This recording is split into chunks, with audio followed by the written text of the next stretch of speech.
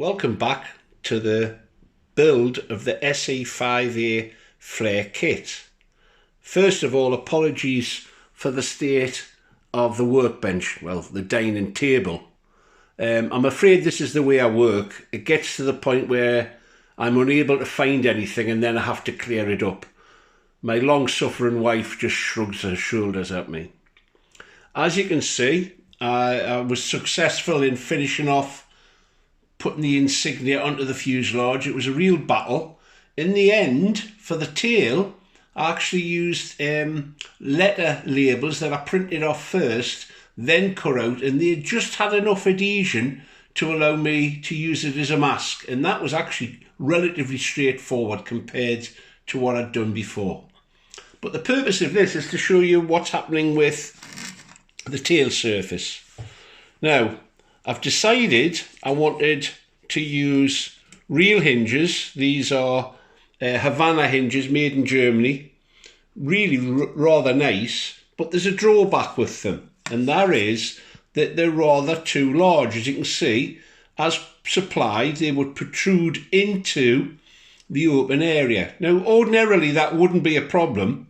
However, because the underside of the tail surfaces are covered in a semi-transparent linen fabric, that would look rather ugly. I know this isn't prototypical ribbing, but it would still be, to me, quite glaring.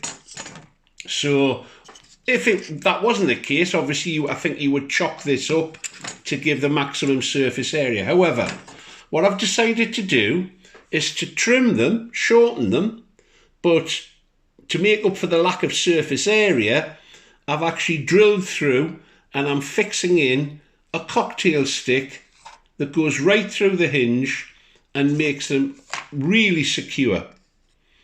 Now, one has to be careful when gluing these in, whether you're using epoxy or in this case I'm using super glue, to make sure that the hinge itself doesn't become glued solid with the super glue, which is so easy to do. Don't ask me how I know.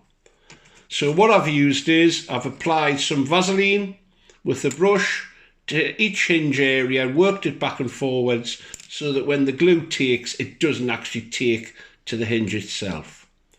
Another final sort of interesting feature, on the prototype, the control surfaces for the elevator were controlled via a pulley system.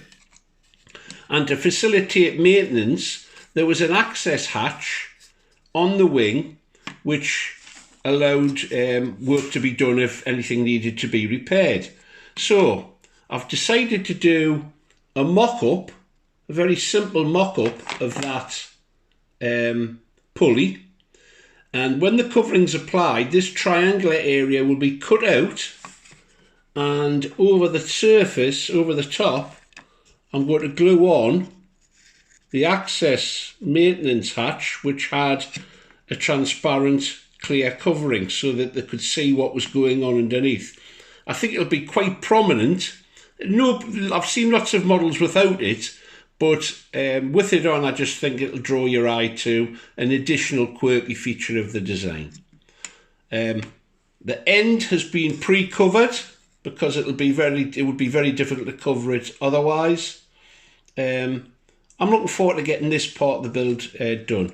And one final thing, if you look closely, you'll notice there are some brass tubes going through the structure, and these will be used to pass through rigging wire to allow me to rig up the tail and the fin. And the fin has them in as well. I haven't burnt them through yet with the soldering iron, but they're already located in and I know where they are.